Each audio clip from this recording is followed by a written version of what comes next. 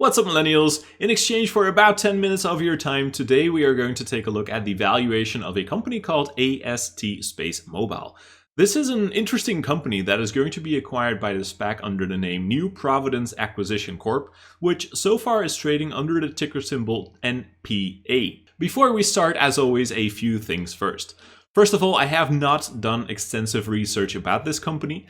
I am just going to look at the valuation of this company based on the investor presentation, so just the numbers from the investor presentation. Secondly, don't trust me, verify me. I'm just documenting my journey here, and I'm not a financial advisor. And third, Stock O'Clock. These are very short 1-minute videos that I post every single trading day with news about the stock market. So let's get started with our first step. And if you want more information about this company, then definitely check out the investor presentation.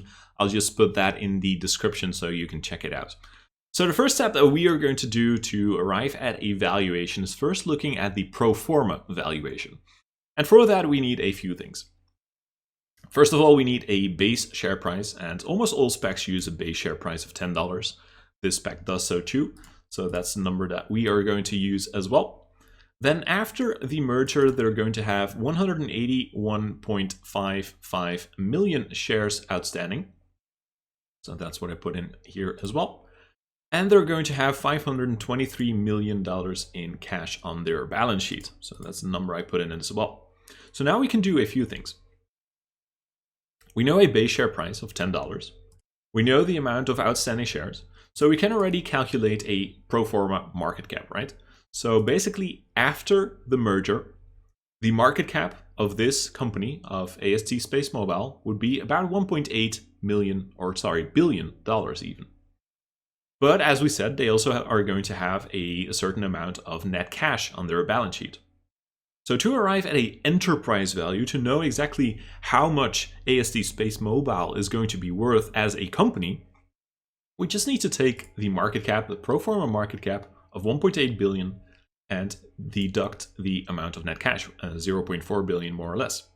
So that is going to give us an enterprise value of about $1.4 billion. It's already an important fact to know. But if we go into TradingView, we can see that the price right now has gone to $12.66. So that changes a few things in our calculation, right? So the base share price from $10 has gone up to $12.66. The rest of the numbers stay the same. Well, not entirely the same. The amount of outstanding shares stays the same, and the amount of net cash stays the same. But the pro forma market cap goes up to $2.3 billion. And that means that the pro forma enterprise valuation is going to go up to almost $1.9 billion. So for our next step, we are going to calculate the future enterprise valuation. How are we going to do that? Well, in this case, we are going to use their future EBITDA numbers. These are, of course, predicted EBITDA numbers. And if we look at the investor presentation, we can see that they expect to have an EBITDA of a little bit more than $1 billion. As you can see over here, it's $1.014 billion. So that's already a number that we need to take into account. The other number that we're going to need is an EBITDA multiple. And as we can see here in the investor presentation, they're going to use an EBITDA multiple of 13x to 15x, okay? So 13x for the low valuation and 15x for the high valuation. Why these two numbers? Why 13x and why 15x? Well, if you go to another page in their investor presentation, we can see that they basically compared themselves to other companies in similar sectors, right? We can see companies like telecom companies like T-Mobile and Verizon, but we can also see other companies like other SPAC companies they compared themselves with, like Luminar and Hyliion, etc. So this is a bunch of companies that they looked at and they said, okay, they are currently trading at a certain multiple, and we are going to take the median multiple of these companies. And as you can see, it's a little bit small here, but if I zoom in a little bit, you can see that the overall median is 13.3x. So basically, that's the reason for which they took also an EBITDA multiple of 13x to 15x, okay? Let's zoom in a little bit so you can hopefully see enough. Cool. So we are going to use those numbers. So they say, okay, we are going to have an EBITDA of $1.014 billion in 2024. So that is the number that I put in my calculator. Now we are going to use those multiples of 13x to 15x, okay, to arrive at a future enterprise valuation. Let's first do the 13x, so the low valuation. That is going to give us a valuation of about $13.2 billion. So that's the number that I put in my Excel sheet over here for the low future valuation of 2024. And then if we go back to the 1.014 EBITDA of 2024, and we now multiply it by 15x, the high multiple, then we're going to see that we are going to arrive at a future enterprise valuation of $15.2 billion, right? And if we then add one more number, we can go to the average of these two numbers, which we're going to use, or which we're going to call the midpoint valuation. And as you can see, that is about $14.2 billion. So now we have the future enterprise valuation, but we of course want to know the current enterprise valuation. How do we do that? Well, we basically need two things for this. First of all, we need to know how many years we need to discount it back to get to the current enterprise valuation.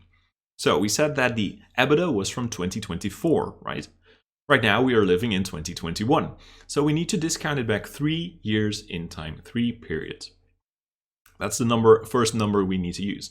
The other number is a so-called discount rate. And as we can see in the investor presentation, they're going to use a discount rate of 20% rather, which is quite similar for basically almost all the SPACs that I have covered in my evaluation videos. Cool. So now we can take those future valuations and apply a certain formula.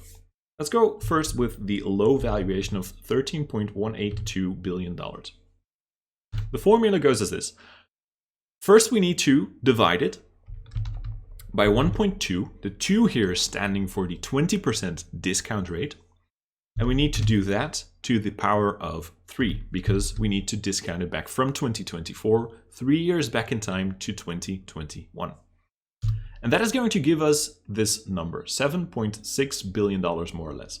So that is the current discounted enterprise value for the low end, right? This is the low one, 7.6 billion, which is also calculated by the Excel sheet.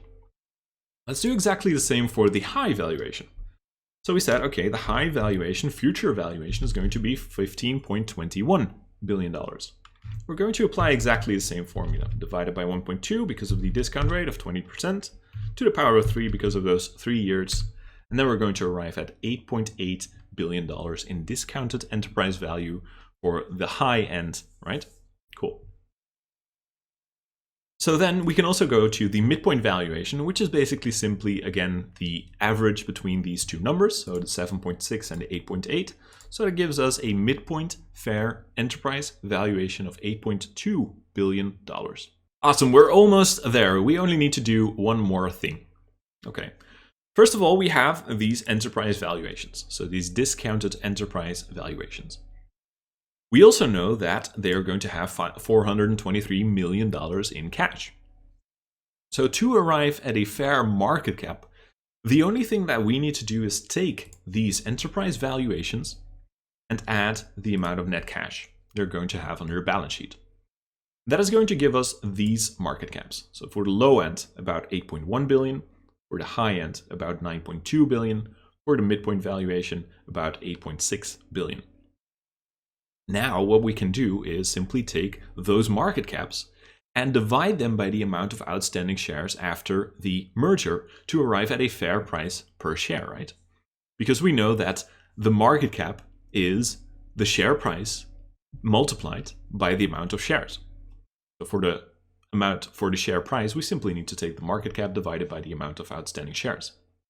So if we do that, if we take 8.1 billion for the low valuation divided by 180.5 million shares outstanding, we're going to arrive at a fair low price per share of $44.35. For the high valuation, we're going to arrive at $50.81. And for the midpoint fair valuation, we're going to arrive at $47.58. Alright, so that means that the current midpoint fair price per share after the merger would be $47.58. And that means that the current price could actually appreciate with 275%. Now, of course, don't go buy 1 million shares right away. Don't trust me, always verify me. And also take into account we have been looking at assumptions, right? We have taken a look at predicted EBITDA numbers, a certain EBITDA multiple, and if you change one of these numbers, then the entire calculation is going to change as well, and the fair price per share is going to change as well. So my question to you is, are you going to invest in this SPAC as well, or do you actually think that this is too good to be true? Let me know in the comments, and with that being said, thank you very much for taking the time to watch this video, and I hope to see you in the next one. Bye-bye.